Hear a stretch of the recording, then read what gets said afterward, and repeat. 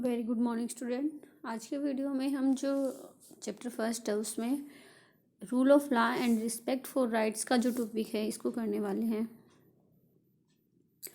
Zimbabwe attend independence from white minority rule in 1980। Zimbabwe को जो वहाँ पे गोरे थे उनके शासन से जो मुक्ति है वो 1980 में मिली थी। Since then the country has been ruled by JNU-PF, the party that led the freedom struggle. और इसके बाद में वहाँ पे लगातार 1980 से है JNU-PF पार्टी का ही जो है शासन रहा है, जिसने कि स्वतंत्रता संग्राम के अंदर भूमिका निभाई थी। It's leader Robert Mugabe ruled the country since independence. और रॉबर्ट मुगाबे ने तब से वहाँ पे यानी स्वतंत्रता से लेकर आज तक वहाँ पे शासन किया था। इलेक्शंस पर held regularly and always one by JNU-PF। और वहाँ पे जो है हर बार चुनाव करवाए जाते हैं, लेकिन जीत है वो JNU-PF की होती है। President Mugabe was popular but also use unfair practices in election. Mugabe थे वो वहाँ के जो है जिम्बाब्वे के अंदर काफ़ी जो है लोकप्रिय नेता रहे हैं, क्योंकि उन्होंने फ्रीडम स्ट्रगल के अंदर भाग लिया था। लेकिन फिर भी वो चुनावों को जीतने के लिए जो गलत तरीके हैं वो अपनाते हैं। Over the years his government change the constitution several times to increase the power of the president. और उनकी सरकार ने समय समय पर जो है संविधान में बदलाव किया है, जिससे कि राष्ट्रपति की शक्तियां हैं वो बढ़ाई जा सके and makes him less accountable. और इसके साथ साथ वो जनता के प्रति कम उत्तरदायी रह गए हैं। Oppositions party workers were harassed and their meeting disrupted. जो प्रतिपक्ष पार्टी के नेता कार्यकर्ता होते हैं उनको शोषण किया जाता है, और उनकी जो बैठकें वगैरह होती है तो उनको बर्बाद कर दिया जाता है। Public protest and demonstrations against the government were declared illegal. और इसके साथ साथ जनता के द्वारा जो भी विरोध और प्रदर्शन किए जाते हैं सरकार के खिलाफ, तो उनको जो है गैर कानूनी घोषित कर दिया गया। There was a law that limited the right to criticise the president. और इसके साथ साथ ऐसा कानून बना दिया गया कि जिससे कि राष्ट्रपति की कोई भी जो है आलोचना नहीं कर सकता था। Television and radio were controlled by the government and gave only the ruling party version.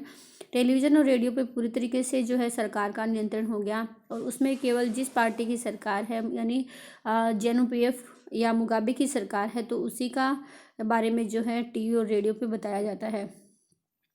There were independent newspapers, but the government harassed those journalists who went against it। लेकिन वहाँ पे स्वतंत्र जो है न्यूज़पेपर थे और उनके पत्रकार भी थे, लेकिन जो लोग उनके खिलाफ गए थे यानी जिन्होंने मुगाबे की सरकार के विरुद्ध में लिखा था, तो उनको जो है जेल भेज दिया गया।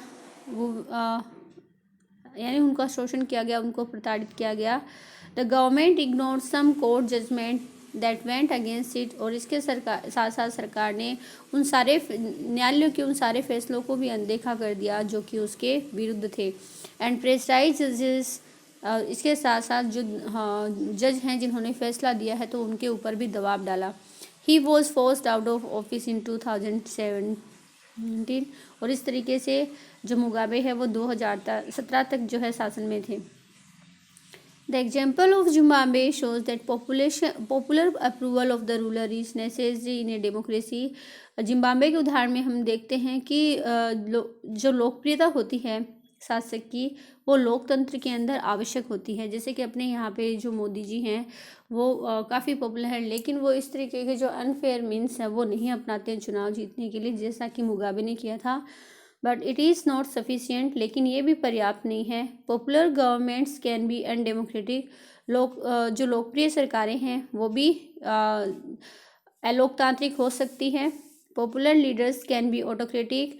और जो लोकप्रिय नेता होते हैं वो भी निरंकुश हो सकते हैं, स्वायत्त हो सकते हैं। If we wish to assess a democracy it is important to look at the election.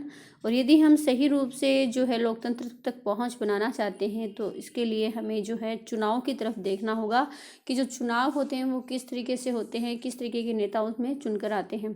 But it is equally important to look before and after the election there should be sufficient room for normal political activity, क्योंकि वहाँ पे जो पर्याप्त space है वो होना चाहिए राजनीतिक गतिविधियों के लिए, यानी जिसमें विपक्ष को भी बोलने का होना चाहिए, उनके कैंडिडेट खड़े करने का जो होना चाहिए।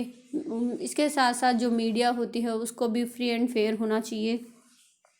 तो ये सारी जो चीज़ें होती है नॉर्मल पॉलिटिकल एक्टिविटी होती है, including political opposition in the period before election. तो चुनाव के अंदर इन सबको जो है स्वतंत्रता होनी चाहिए। This requires that the state should respect some basic rights of the citizen.